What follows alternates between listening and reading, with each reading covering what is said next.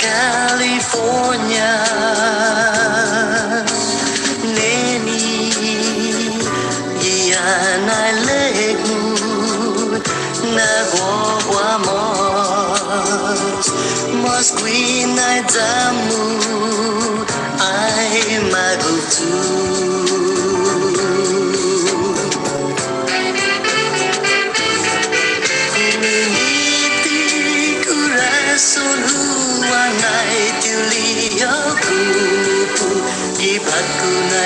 Sagua toki para bea cumplir. Neni, ai neni nanangatu, sa sempre o foto. You want mana tempo. Neni, ai neni tamagos na dos, sa edra na sinya, taligwi na data, no hit na dos.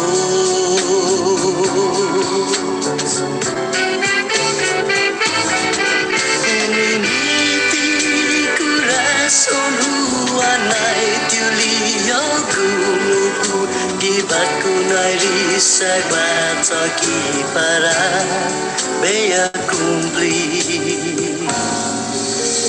Neni, ai neni nanangatu, sa sempre o foto.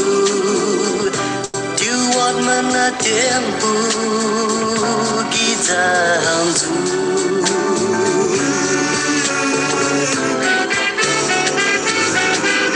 Uminiti corazon huanay tiulio grupo, ibat ko na risa toki para bea cumplir.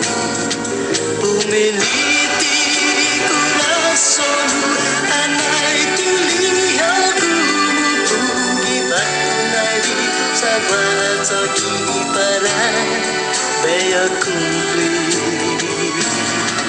Na toki.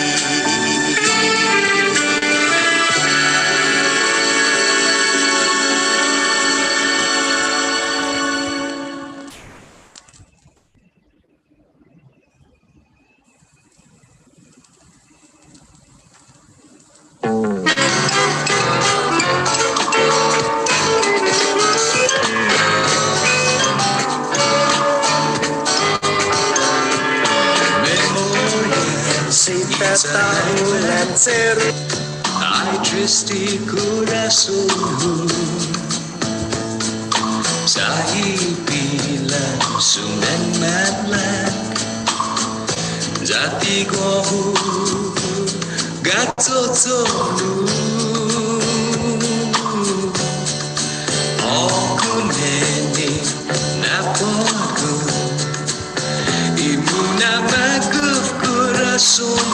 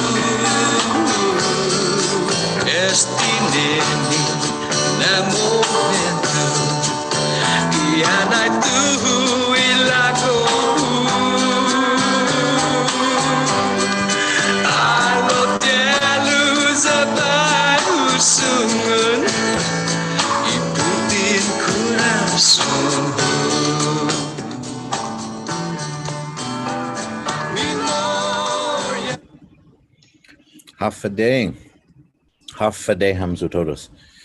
Welcome to another episode of Faisen I Guam Museum. Guahu Curator Guinigi Guam Museum, Michael Lujan Bevacqua. And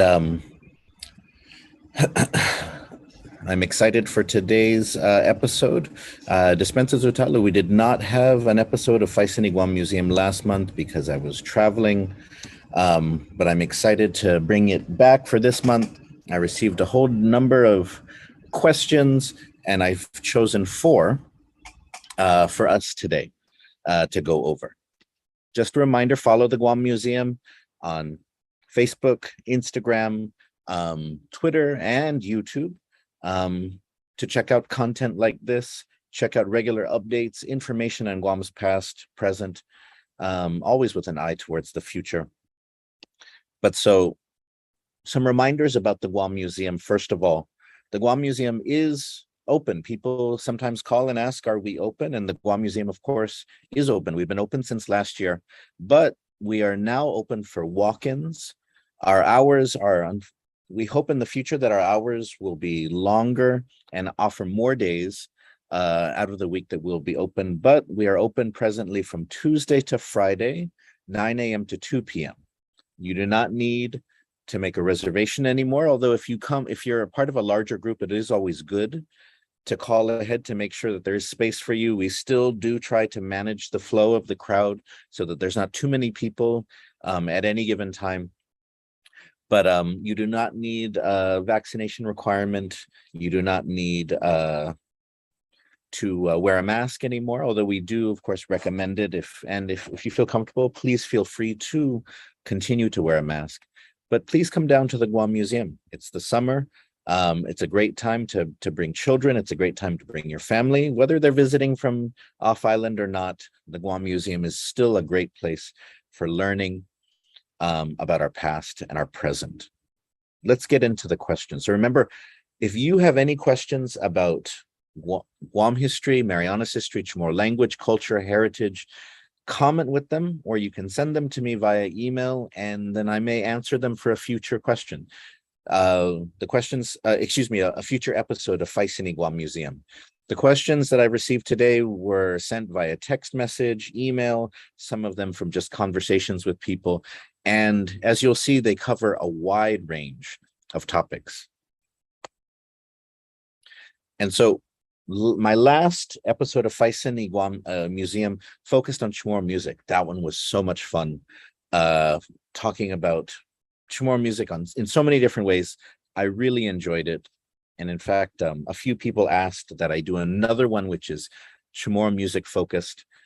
And so this question came though, what is the first Chamorro song ever recorded?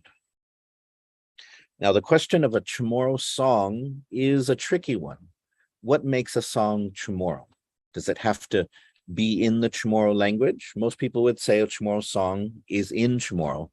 Does it have to be originally Chamorro, like an original song, or could it be a translation of a song? Or can it just be a song, even if it's in English, but that a Chamorro musician recorded, right? And so here are some options for us to think about in terms of the earliest recorded Chamorro song. And so Dr. Ramon Manalisay Sablan, the first ever Chamorro medical doctor, he's a good candidate because, of course, he wrote Standee Chamorros long before World War II. It is the national anthem for Guam today. It's the Guam hymn. Although he did write it in English, though, and it was later translated into Chamorro by Lagrimas Antalan. A lot of people think when they think about old Chamorro music, they think about people like Johnny Sablan or the Chatfris brothers, who started the Chatfris brothers performed music live in Chamorro. Johnny Sablan was the most important person, the pioneer in terms of recording Chamorro music. But you've also got a lot of bands from the 50s and the 60s. This is the Franquez band right here. And I always try to include this image because this is my girlfriend's grandfather, Josefat Mauro Perez, right here from Milian Bonio. And so I always try to include that for her and her family because there's a lot of musicians. Megay Dandero gi Familianya. Or Flora Bazaquan, You know, she was making music in the 60s, recording music in the 70s. But we can go further back than that. What about the Benla Batuzan? This is a former commissioner of the village of Inalahan, Enrique Naputi. He was one of the most noted Belan Batuzan players in the first half of the 20th century. And so what about those types? What about that type of music? Now, depending on how you phrase the question, you can come up with a lot of different answers, right? Because Chamorros sang songs before the war. There's some songs which people say may have ancient roots in them. Others come from Spanish inspiration, some from American inspiration. But the key thing to think about in that question is recorded, right? So Chamorros have been singing for a very long time, creating music for a very long time. And we know some of those songs up until today. But Chamorros weren't recording or releasing a lot of that music. You know, Johnny Sablan is sort of, as I said, the most important person in terms of helping Chamorros make the transition. But Chamorros were recording music. Johnny Sablan released songs, but they were in English, you know. And so the way that Dr. Michael Clement from the University of Guam, who teaches history there, the way that he frames it in his dissertation, focusing on Chamorro music, is like, what is the first song recorded by a Chamorro that actually uses the Chamorro language? Because even Ramon Sablan and other Chamorros wrote music in English, they wrote songs, but a lot of times it didn't use Chamorro. Or in the case of Ramon Sablan, he wrote a song which is still sung today, before the war, which incorporated sort of generic tropical Pacific Island paradise imagery, and it didn't actually mention anything that might be specific to Guam. And so Dr. Michael Clement, for example, argues that if you're thinking something that uses Chamorro, that is actually reflects the islands of the Chamorro people, is sung by a Chamorro, the first song that's recorded and released is perhaps Half a Day by Bill James. Let's listen to it. Let's listen to it. Let's check it out. And so a lot of you will definitely remember this song. I'm going to try hard not to sing along as I play this song.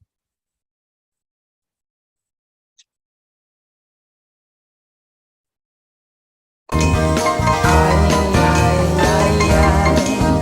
America, they say, how are you? In the Philippines, kumusta kayo? But when you are in Guam, you simply say, half a day, half a day. An American replies, I am fine. Filipinos say, mabuti naman.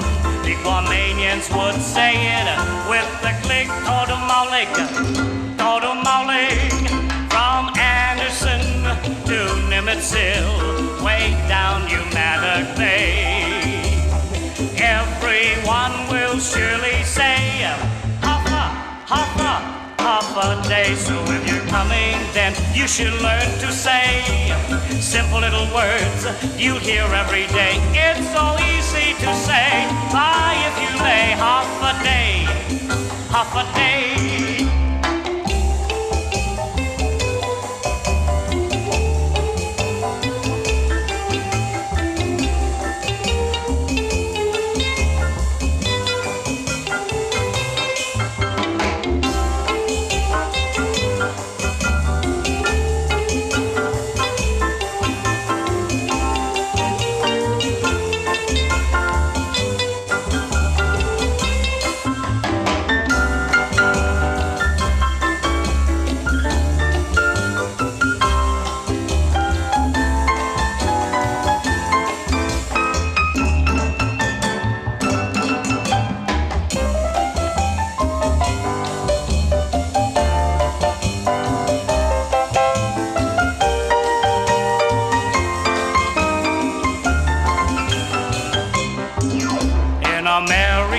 They say, how are you? In the Philippines, kumusta kayo? But when you are in Guam, you simply say, half a day, half a day. An American replies, I am fine. Filipinos say, mabuti naman. The Guamanians would say it with the click, todo mauligan, todo mauligan. From Anderson to Nimitz Hill, way down Humanity Bay. But when you everyone will surely say, Hapa, Hapa, Hapa Day. So if you're coming, then you should learn to say simple little words you hear every day. It's so easy to say, fly if you may, Hapa Day, Hapa Day. Todo mauligan. Todo mauligan, half a day, half a day, half a day, half a day. Uy, Zahwa na kanta. Kodzan medyo na kanta. Gof Zahwa na kanta. And Bill James is a name that many older people may recall. But for a lot of younger people, Bill James may not be a name that they associate with Chamorro music, right? When you think of Chamorro music, like Antigua na klase, or back in the day, I guess Antigua pa rin man hoban paggunay. Antigua depends. It means different things depending on your age, right? Meganya tetetnan, meganya manadzan, and so on. And so Bill James, though, is somebody that when you're thinking about the origins of contemporary Chamorro music, you think of Johnny Sablon, you think of J.D. Crutch, you think of the Tatfris brothers, Mariana's Homegrown Flora, Bazaquan, even the Delgado brothers, Jimmy D, right? You think about all these people, but you don't often hear the name Bill James. If you're older and if you were around in the 60s and the 70s and the 80s, then you most likely remember Bill James because he was a very important presence in terms of culture and music and also politics at that time. And so here are two of his releases. On the left here, this is of course from the record that we just listened to, which was, I guess, a 45, a single. It just had one song on one side. It had a half a day on one side in English, and then it had half a day in Japanese on the other side. And so you can tell that this song wasn't really released for Chamorro pride, despite the fact that it used Chamorro and local things. It was actually most likely released and written for visitors to Guam, Japanese people, also people from the United States who were in the military and so on. And so there's also another album by him, which is a full album, the Guam Bicentennial album. We'll listen to a song from that as well. But so in the 60s and 70s, Bill James was everywhere. And so he was synonymous with Chamorro culture and representations of Chamorro culture through music. So going through, for example, the Guam Daily News, which was the forerunner to the Pacific Daily News, going through their archives, you find Bill James's name everywhere. Every time there was a Chamorro-focused event, he would perform for it. He would sing songs for it. And so you can see, for example, here from 1962, at the Governor's Palace, because that's what they called it back even in the 60s, the teacher's reception. They had a teacher's reception there. The Castro sisters sang half a day. Bill James also sang a few Chamorro songs. You can see some names there that you might recognize. Madeline Berdalio, former lieutenant governor, former congresswoman. And here's Mariquita Sauder, who was the mother of Dr. Laura Sauder, who's on the Comisión ni Finot Chamorro. One of the first Chamorro-focused cultural organizations, the Chamorro Association. Here is Bill James right here, standing next to others who basically created an organization to promote Chamorro culture. Now, this is in the 60s. This is at a time when we don't have the cultural renaissance, cultural awareness, programs or groups or ideas that we have today. Preserving Chamorro culture was not as common or popular thing back then. And then finally, when we look over here, we can see now we have Chamorro month. There was a Chamorro week, but first there was Chamorro Day. And so this is from Chamorro Day in 1969 at JFK. And here is Bill James singing as part of that. And actually, I just mentioned him a few moments ago. This is Enrique Napote playing the Belen Batudzen for that event. And so Bill James was very, very important back then, but he, didn't make the transition. He played at clubs and bars, but we don't know sort of much about him after he leaves Island. And I've been told that he has passed away, but I would have loved to have talked to him because he was promoting Chamorro culture at a time when very few people were promoting Chamorro culture. And he was one of the most sort of recognizable names attached to that. It seemed like when you had something that you wanted Chamorro to be a part of it, you would call Bill James. And so if any of you have a lot of information on him, I would love to learn more about him. But I do want to share one more song by Bill James before we move on from his Bicentennial album. It's a fun song that features the students from Tamuning Elementary. So if you nanga dispensa, nanga naizon rapto, it's a pespe. And again.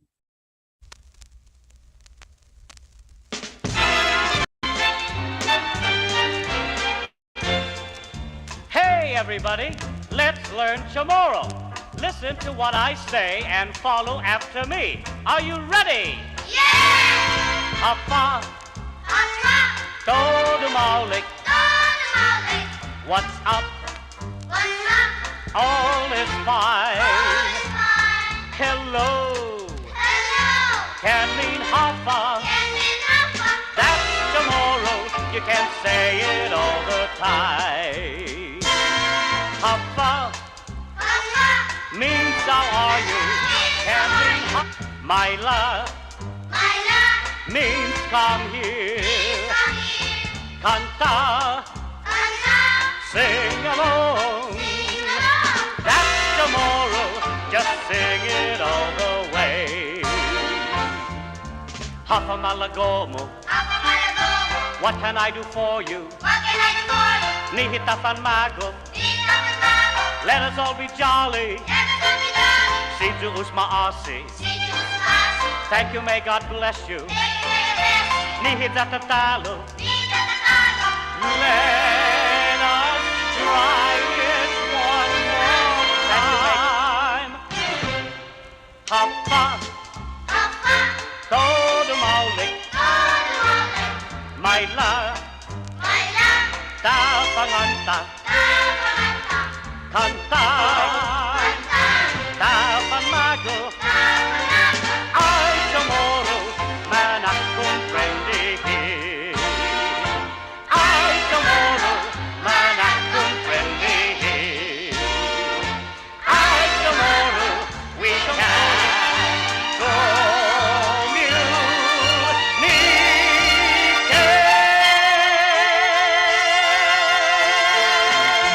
Holiday!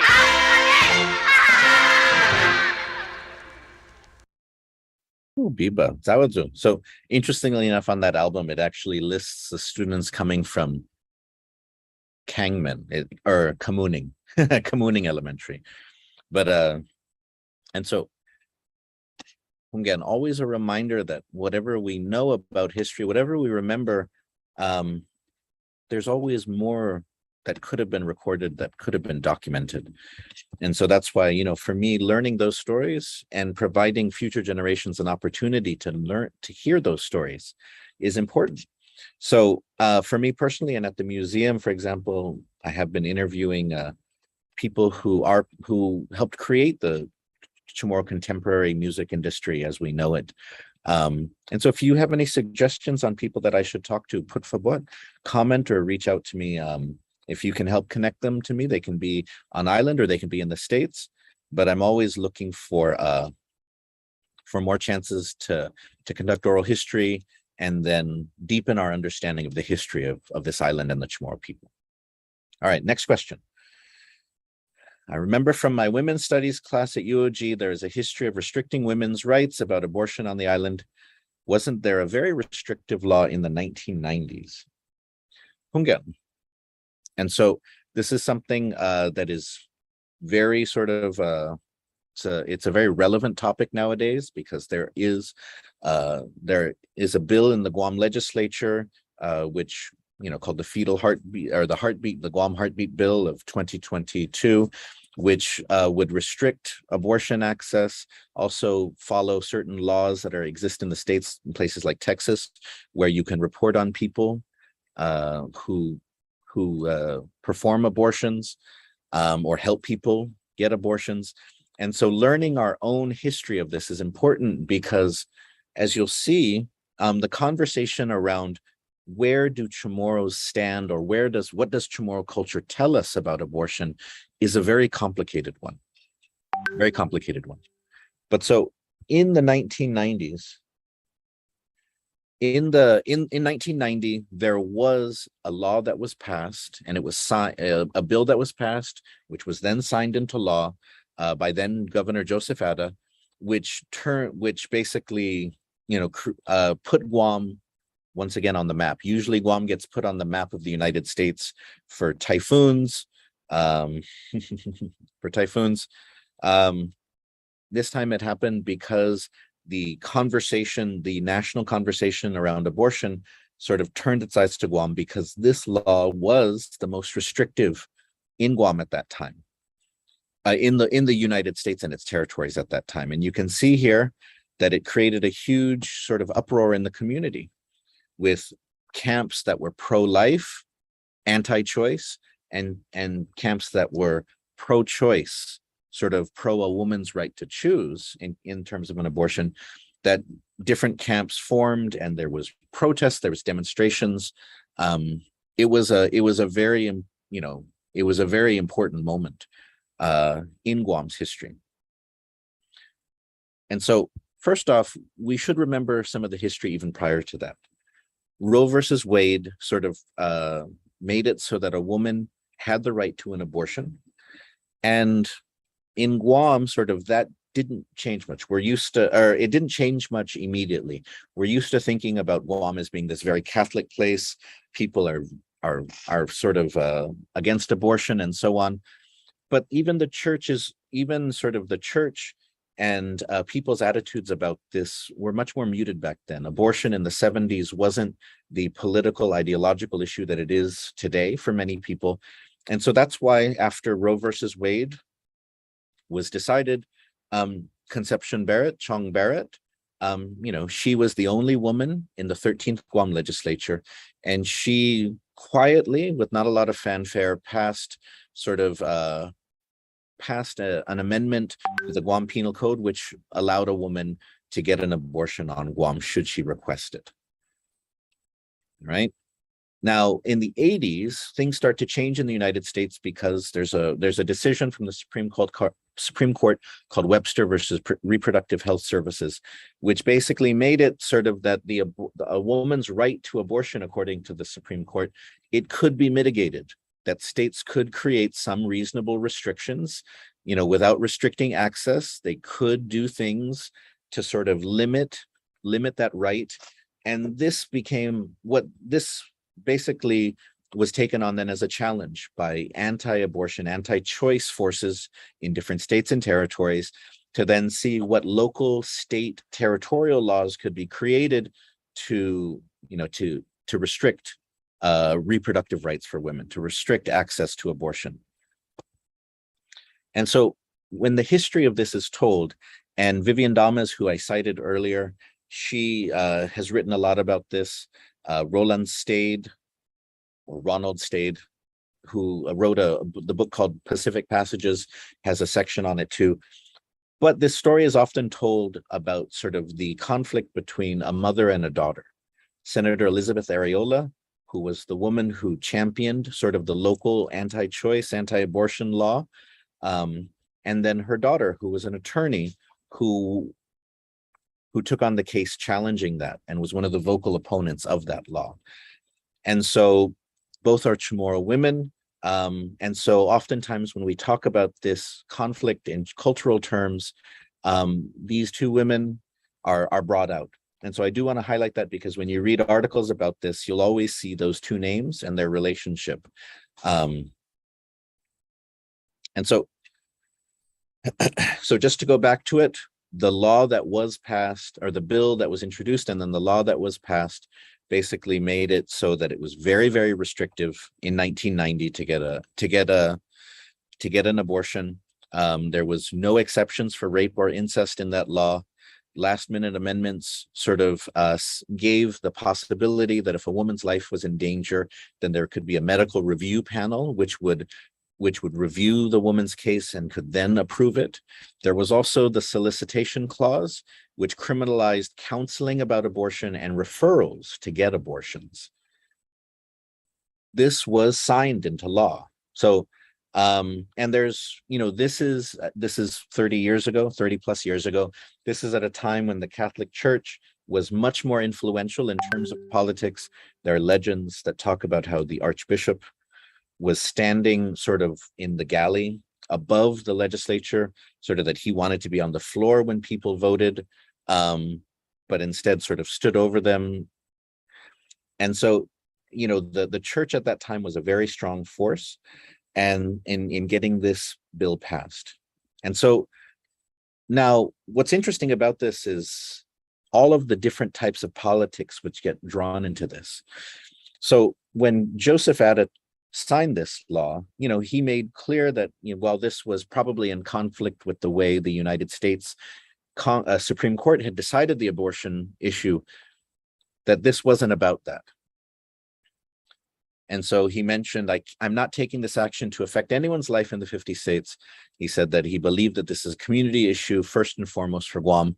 But he also mentioned that our people are willing to die serving in the US military, but then why can't the island also dedicate itself to supporting the birth of unborn children, not allowing abortion to take their lives? And so the passing of this law created national headlines. It was a huge issue. National newspapers across the United States covered the issue. For example, Dwayne Wickham said, once an outpost of American democracy, Guam is now, oops, that's a typo, now leading the assault on the civil liberties of US citizens. LA Times wrote Guam's grotesque muddle. The ACLU, the American Civil Liberties Union, sent Janet Benshoof, an attorney, to Guam to challenge this law, and she gave a speech. And she gave a speech in which she said that what was happening in Guam was basically the Pearl Harbor for women's rights. And she gave information in her speech before the Guam Press Club on where you could go in Hawaii to get an abortion. And she was promptly arrested by the Guam Police Department. And that arrest allowed the ACLU to then challenge in court this law as being unconstitutional and inorganic. Now, the law eventually was struck down. It went up to sort of it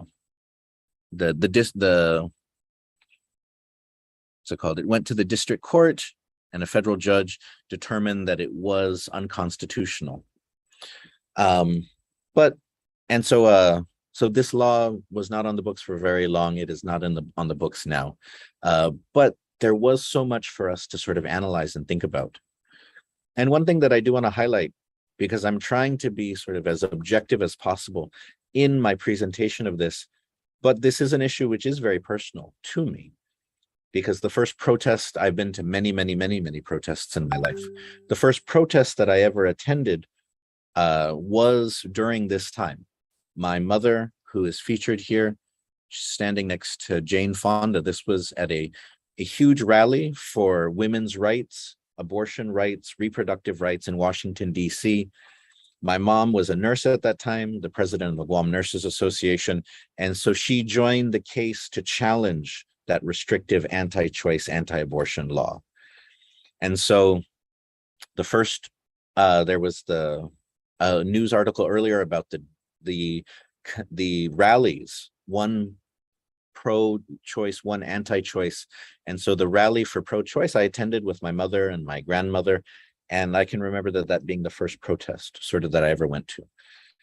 And so this is very important for me for that reason. But I also do want to highlight how complicated these sort of issues are culturally, especially for Chamorros, because one group one side of this debate argued very forcefully that they represented the Chamorro voice in this, whereas others didn't argue as strongly that they represented the Chamorro voice and took on more of an American position. And it's not as simple as that, but that's sort of how the discussion evolved. So for example, the pro-choice stance, the pro-reproductive rights for women stance, couched itself very much in terms of American rights, right? Because they saw a local law as restricting women, but it was an American decision and American laws which were then empowering women. So for a lot of the way that this has been framed historically, the women who challenged this, the people who challenged this law, did so sort of in an American context, talking about American rights, American liberties, American freedoms. And even for the women who participated in this, it felt like that sort of the church was sort of a Chamorro institution. It still is, but it was much more so then. And sort of older women were taking this position, younger women were taking the pro-choice position, older women taking the anti-choice position primarily. And so it did feel, for example, that like Anita Areola and Belle Areola, Senator Areola, sort of that it was mothers against their daughters, and their mothers represent sort of entrenched Chamorro cultural interests, and their daughters were being sort of freed through Americanization. And I don't know about that. I mean, those sorts of ways of representing this always kind of bother me, because as Jacqueline Quirigua Beres was quoted at the time, she took this stand as a Chamorro, but also as an American. But let's move on. So the anti-choice, the anti-abortion stance really took a strong religious and very Chamorro position, right? So for example, Elizabeth Areola, Senator Areola, also then Archbishop Anthony Aparun, both took positions which basically equated that what are we talking about, as we can see here, here we go talking about indigenous rights and self-determination. But what good is that if we don't have our followers to follow and enjoy the fruits of our labors, of this generation's labor, of your labor, of my labor to fix this island, and have autonomous rights to govern our people? And so this was at the time when the Commonwealth movement was going on, right? And so there was more and more conversations about the rights of the island, right? And so some people, including Elizabeth Areola and Archbishop Aparun, framed this in terms of US colonialism, that the US was imposing Roe versus Wade and its sort of liberal secular values on the island, and that the people here should be allowed to choose, that Guam should be able to pass a law that reflects its values. And so that's why this is a complicated issue, right? Because is it as simple as that one side is the cultural side and the other is the secular side? One side's the religious side and so on. One side's the American side, one side is the Chamorro side. And it's not. I would argue it's not. As somebody who has researched this, who has talked about this, who has written about this moment, it's not as simple as that.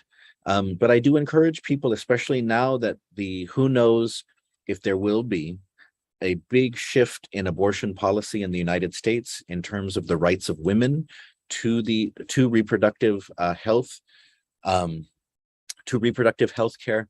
Who knows what's going to happen?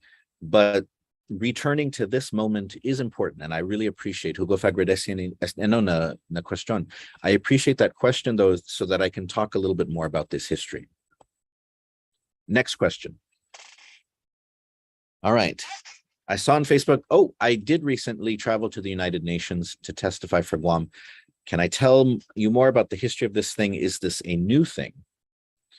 And so I did recently travel, not to the United Nations in New York or in Geneva, but I was invited as an expert to the Pacific Regional Seminar of the United Nations Committee of 24 to testify as an expert. And so I have a lot of slides for this, but let me just get into this. This is important because I feel like a lot of people don't understand what the United Nations is in relation to Guam. And sometimes people just think about the United Nations in whatever they hear about it from the media that they consume. So, for example, if you listen to people on the radio who tell you that the United Nations is an evil, corrupt organization that is trying to interfere with the United States sovereignty, that's probably what you think about the United Nations. But the United Nations isn't anything like that for Guam. It has a much more specific, particular role, and we should utilize that role. And the history of this sort of reminds us about the importance of that role. And so one thing to think about the UN is what it represents. The UN represents, and this is Kofi Annan, who used to be the Secretary General of the UN. We share a common destiny. We can only face it together. That is why we have the United Nations. And so the UN sort of represents this community of nations, this shared space for nations, right? Where disputes can hopefully be resolved peacefully, where universal principles, rights, where sort of the nations of the world can be reminded of the need to protect those, right? But the United Nations isn't some international government that that can force and compel the United States to do this or that. And so we need to understand what it is and what it isn't. The United Nations is a place, the idea of it, and it is an idealistic dream. The whole basis, and this is Adlai Stevenson, who was a UN ambassador from the United States, that the UN represents the right of all nations, great or small, to have weight, to have a vote, to be attended to be part of the 20th century, right? So the UN is a space that all nations, large and small, get to share. And they get to talk about issues, they get to work together. Sometimes they don't want to work together. Many countries don't like to be told what to do from other countries, but the UN is supposed to be a space where you can be reminded of your obligations to your people, to your fellow countries, your obligations to the principles that the UN was founded upon. This is a picture of the United Nations General Assembly in New York. And if you are a country, then you have flags that fly in front of the United Nations. You get a seat at the United Nations. But if you are not a country, you are a non-self-governing territory. This is a fancy word. The United Nations doesn't use the word colony. This is what they use to refer to places like Guam that are remnants of colonial systems of the past and have not yet achieved genuine self-governance, that they're still stuck in a system in which they don't have full rights, either within the United States itself, within the country that colonized them or holds on to their sovereignty, or that they don't have they're not self-governing on their own as either freely associated or independent. And so if you are a non-self-governing territory, then you don't get a flag at the United Nations. And in fact, according to the United Nations rules, you are not even allowed to show your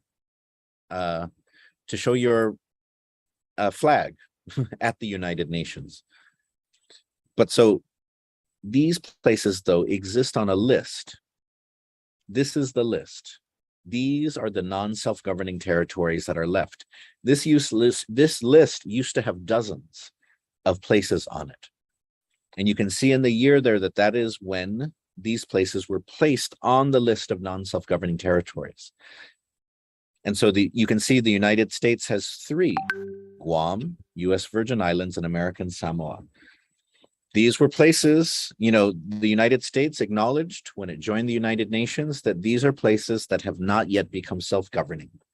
By putting them on the list, the United States accepted its responsibility that it has to help them get to a place where they are self-governing. We see other places here. The majority of these are connected to the British. We see French Polynesia, New Caledonia, which are connected to France. Many of these are small islands. Some of them are very small. But the United Nations produces a report on each of these places each year. And as I was invited, they invite experts to submit testimony on what is happening in these places. And so I have been invited to go to the United Nations several times to testify on what is happening in Guam in terms of political status and other issues. Now, in addition to experts, there is a forum in which people from the territories or people who are allies of the territories can go and testify before the United Nations in terms of the larger body. Not necessarily like the General Assembly, but the Fourth Committee, which is one of the main committees of the United Nations, the Special Political Decolonization Committee. And so the first official delegation that traveled to the United Nations from Guam, speaking, Chamorro speaking on these issues of self-determination, of decolonization. The first delegation is in 1982, and it included 3 members of the group OPIR, Organization of People for Indigenous Rights, Robert Underwood, Chris Perez Howard, and the late Ron Tehan.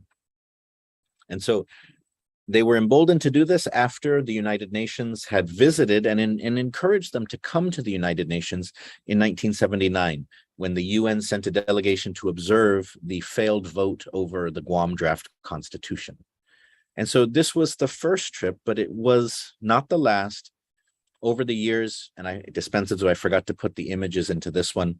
Later, during the Commonwealth era, when Guam was working to try to negotiate a new Commonwealth status for Guam, many delegations went, including governors, senators, to testify at the United Nations, because as they were negotiating and meeting with federal officials, they were also wanting to bring in the United Nations to talk about what the federal government was doing, if the federal government was working with them, or if they felt it was falling short of genuinely negotiating and working with them.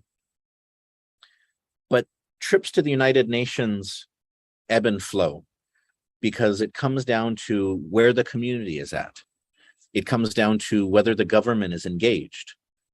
And after the Commonwealth movement sort of dissipated, the Gutierrez administration continued to send sometimes occasional people to the United Nations, but the community wasn't involved again until 2006, when sort of this delegation of Chamorros traveled there. You may recognize some of the faces here. This is Tiffany Napute Laxado.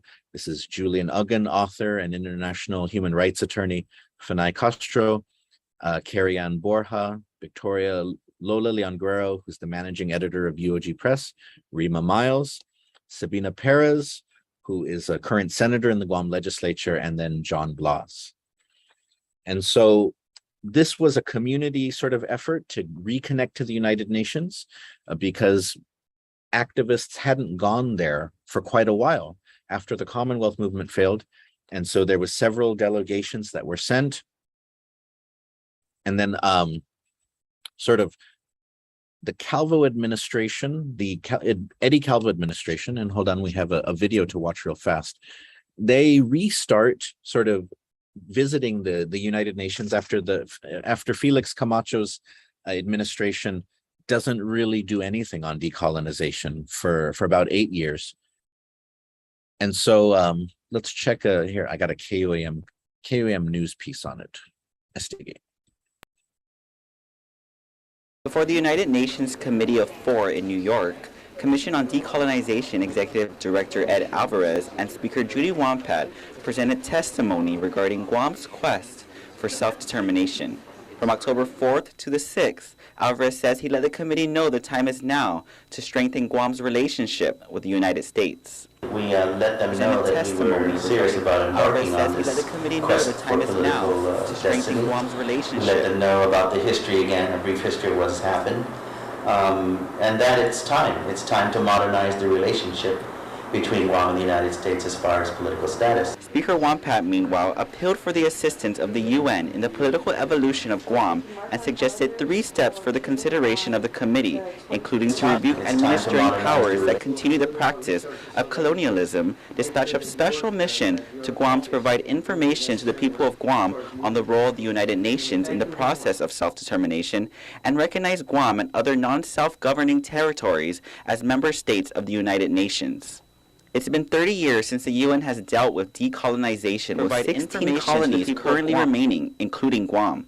The other was to also present a plan, a call for action by this committee, because they have decided to make this the third decade. And I've asked that this not just be a third decade, the other will be 30 years, but rather that they pass a resolution saying that this will be the final, decade in which then they should be able to eradicate, the colonies. Although it may be costly to send delegates to the UN, WAMPAT adds the Guam legislature will continue efforts for decolonization by spearheading a series of conferences regarding Guam's political self-determination.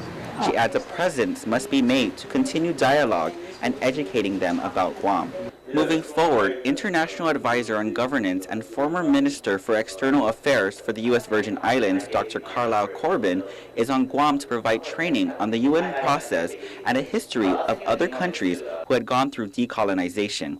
He says other territories are in the same situation and there are various stages of political evolution and modernization that need to be addressed. This is important to know because we're not all isolated in that respect, and what we can do together and the information we can exchange is always useful.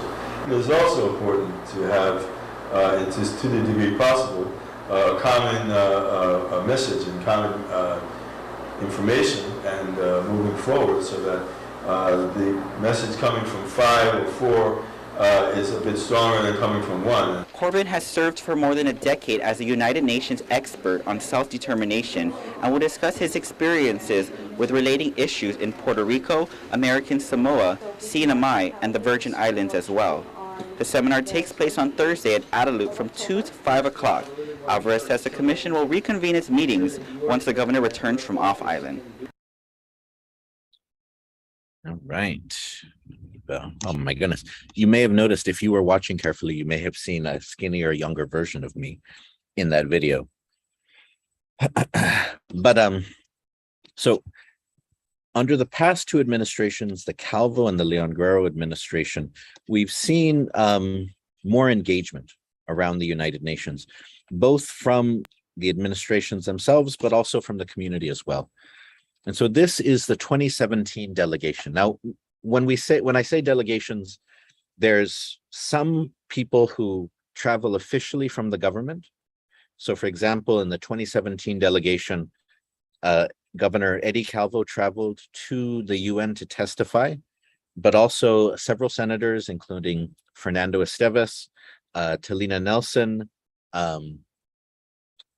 Therese Terlahi, also traveled there to testify. But 2017 was the largest, partially in response to sort of the North Korea threat to Guam. More than 20 people traveled there, the majority of them, of course, self-funded activists, community organizers, educators who just felt that there was a need to engage with the United Nations because Guam's voice wasn't being heard, because if you remember at that time, there was a lot of fire and fury and between the United States and North Korea, and Guam wasn't necessarily being heard in that. And so let me share another video real quick, which sort of provides a further update about the continued engagement at the United Nations. All right, SDG, here we go. You by GTA. We start with you. A Guam delegation testifies before the United Nations Fourth Committee on Decolonization with several senators, Lieutenant Governor Josh Tenorio, Decolonization Executive Director Melvin Wampat Borja, and members of Independent Guahan, keeping their messaging consistent. The United States, as the administering power over Guam, has kept the island in political status limbo by refusing to move forward on decolonization. Petitioners to the committee touched on the military buildup in the Dave Davis case that has essentially dealt what could be a killing blow to the native inhabitant plebiscite Chamorros would enact to decide which political status they want moving forward. Our journey to be present here when this committee convenes is not a chance to bemoan before the world monotonous recitations of victimhood, but rather a serious occasion to join in and witness the sheer tenacity of ourselves, alongside fellow colonized peoples, unrelentlessly asserting our existence. The system of the colonizer is designed to eradicate indigenous cultures and rights. We know defeat is too often the verdict for the colonized when their case is tried in the colonizer's court. Despite this, the sovereignty movement continues to grow. In response to this court decision, thousands of Chamorros and allies marched through the streets of Guam to demonstrate the demand for self-determination. The continued militarization of Guam, along with the growing numbers of immigrants seeking the American dream, has resulted in the undeniable displacement of the indigenous people of Guam. We suffer toxins in our soil and water that lead to cancers and other debilitating Guam, diseases along with the growing from which numbers we of lose family members. When family is everything, and elders are the holders of wisdom gathered through the millennia. How much wisdom dies with them? Another common theme throughout testimony before the committee, climate change. Senator Regine Bisco-Lee. But for many non-self-governing territories, our lack of sovereignty is a major obstacle to effectively, quickly, and holistically turning the tide on this global crisis. Each petitioner from Guam also pushing for the UN to take the next step in supporting Guam's decolonization. Senator Kelly Marsh-Titano's Chief of Staff, Ricky Orsini. It is imperative that you approve a visiting mission to Guam and act with great and meaningful urgency to finally help break the chains of colonialism. The Guam delegation also asked for the UN to hold its annual Committee of 24 regional seminar on Guam. There isn't an expected timeline for a UN response, although sites for regional seminars are determined in the spring. For Guam's News Network, Chris Barnett reports. Brought to you, we start with you. All right. And so the issue of the United Nations is one, it's long-standing. What is the role of the UN? What is the role of the United Nations in terms of supporting Guam? Some people feel like, the United Nations, if you travel there to testify, you're asking the UN to take over Guam. That's not the United Nations role. They say that if you go to the United Nations, that's a waste. You should be going to Congress instead. You should probably be going to both. You should probably be going to both just because, the United Nations is a place in which the United States gets reminded about the things that it is obligated to do. The United States put Guam on that list of non-self-governing territories, put them on that list. And so therefore they have that responsibility then to assist Guam in becoming self-governing. Genuinely self-governing. And this is not something that, we on Guam are forcing the United States to do. The United States accepted that responsibility. It accepted that sacred trust by placing Guam on the list, and then by signing the UN Charter. And so the UN exists then to remind countries of their obligations to the principles of human rights, the principles of human freedom, the principles of self-determination. And so traveling to the UN doesn't mean asking the UN to take over the island. All the UN can do is remind the United States, but it's important.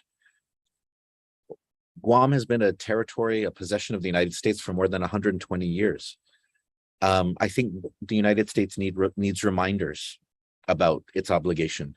And I think that we should find every way that we can to remind the United States about those things that it would prefer to forget. And here we go.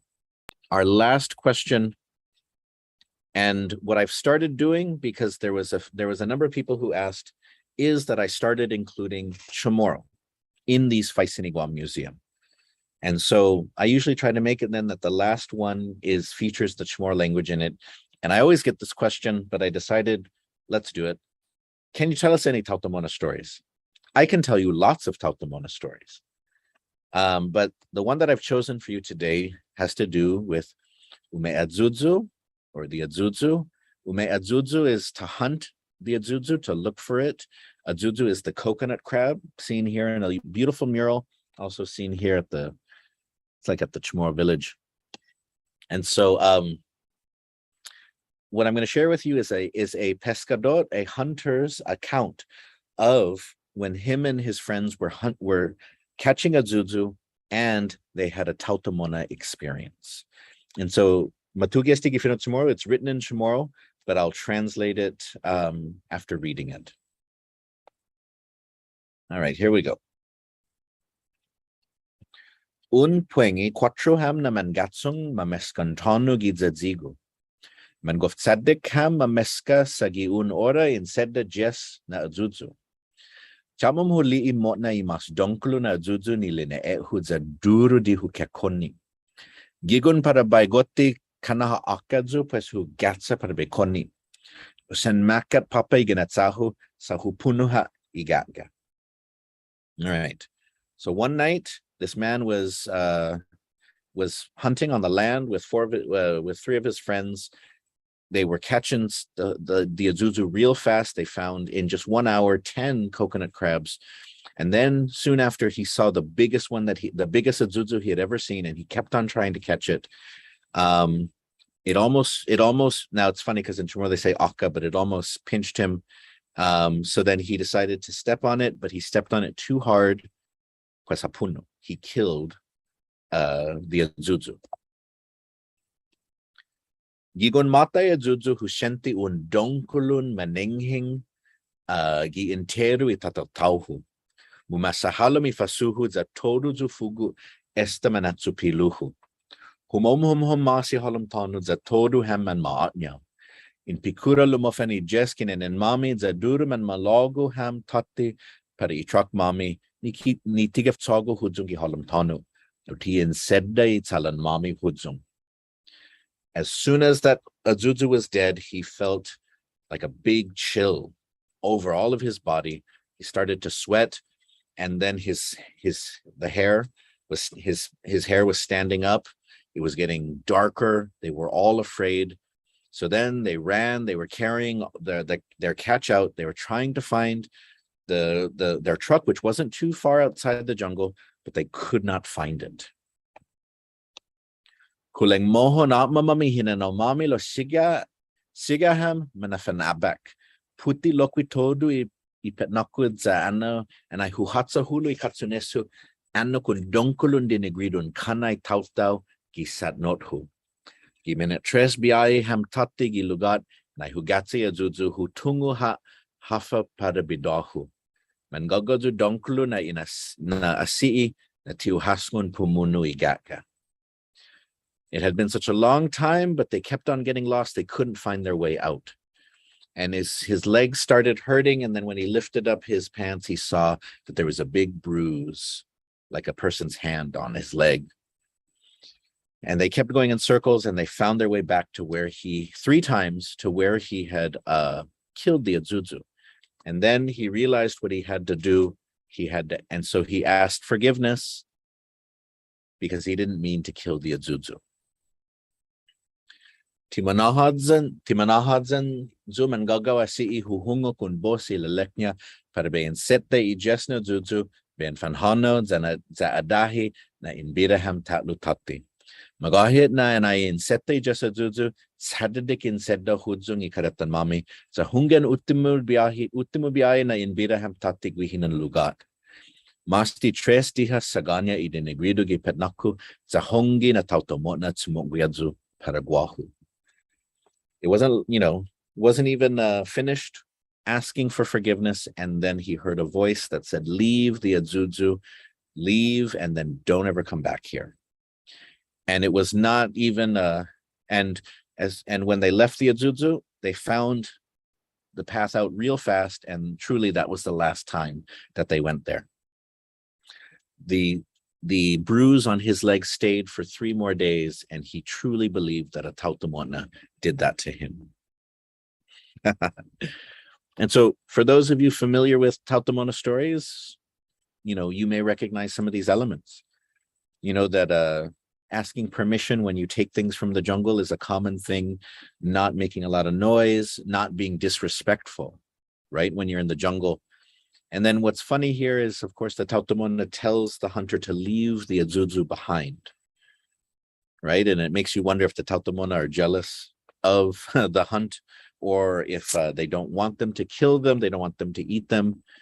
But definitely the getting lost in the jungle is a very common thing. If you have been tricked, if you have been, if you are sort of under the spell, or if you are being punished by a taotaomo'na, then you will oftentimes be stuck, lost, unable to find your way out until you apologize.